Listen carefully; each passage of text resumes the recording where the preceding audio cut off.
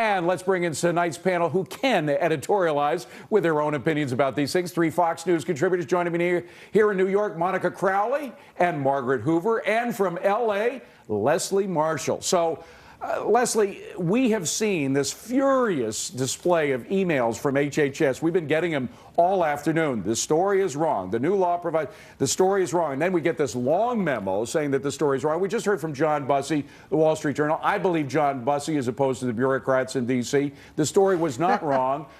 Who's going to win? Is HHS going to have to decide every single company's health care program to make sure it doesn't conflict with a national plan? No, but I think it's essential that they respond. Remember, health care reform, the goal and the idea was not only to have insurance and coverage for all, but affordable insurance and coverage for all. So if you have $32 a week with a $10,000 cap, which, by the way, is going to cost if one person spends 1, 2 at the most nights in the hospital, the American taxpayer in the long run. But if you have a cheaper option for an employee, that's something that you want to look at, like with this mini-med program that a lot of part-time employees have that I don't think with the original legislation was considered. So I think the government's doing the right thing. Okay, and I'm glad that it was identified that this is one of many problems plans. with you. If you can just hold on a second, I want to bring Monica into play here, because the bottom line here is that these mini programs are what the government says they're going to be instituting in 2014, right? I mean, so the fact is that if they have enough of these problems like McDonald's has, eventually all these workers are just going to be passed over to the government. And exactly this. You're right on, David. And in fact, in your talking points at the top of the program, you said, look, the ultimate objective for this administration, and Barack Obama has said this repeatedly, is that he favors a universal system. He favors single payer. And so they actually do want this kind of pressure.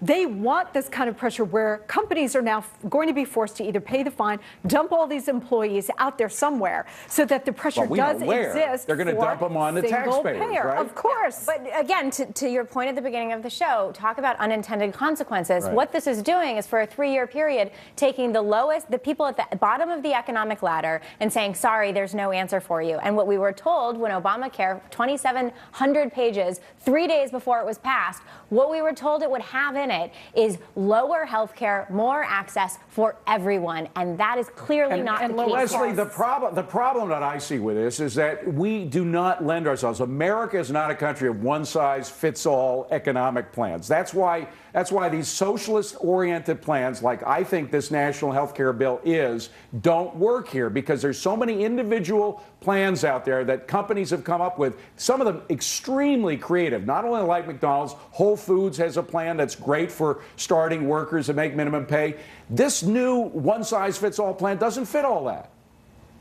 But it isn't a one-size-fit-all plan, in my opinion, David. And by the way, when you're older, I hope you're going to give back you're going to give back Medicare when you're old enough, right? You really think I'm going to get any Social Security when I'm older? I don't think so. But the point is that it doesn't. These one-size-fits-all plans don't work, and there's not enough flexibility in this health care law to allow for individual innovative solutions. These individuals that work at McDonald's may not, at some point, or they may not be able to take advantage of that one plan. They can take advantage of another McDonald's plan. They have numerous plans within their corporation. Or in 2014, they can take advantage of the government's health care plan. No, the point is that these are people who normally would not. I've worked at restaurants. I've never had health insurance at restaurants. It's extraordinary that McDonald's managed to come up with a solution. Absolutely. But it's a solution that wouldn't be allowed under this health care law. Absolutely. And this is all of the challenges and the problems we're confronting here. The Democrats rammed this through. They had no idea what was in the bill. These kinds of consequences that we were all warning about before they passed it is now coming to pass. And I'll tell you something else. This is why this is so politically damaging to the Democrats, because this is McDonald's. Well, and everybody can relate to McDonald's. Everybody relates to McDonald's. And that's why HHS has been coming out with 1,000 memos. But let's be clear. It's 30,000 members from employees from McDonald's, but it's 1.4 million workers from a variety of other small Home Depot, Aetna, Worldwide CVS, Services, CVS, et cetera, et cetera. I mean, there's a lot of people who are affected here. All right. Well, they may have punted on this one in terms of making an exception. There are going to be other rules that are going to conflict. But then you're going to have a Swiss cheese Obamacare bill, because now every company is going to have to go to the federal government and say, make an exception for me. Ladies, we'll see more of you coming up on deck. Venezuela's other best friend.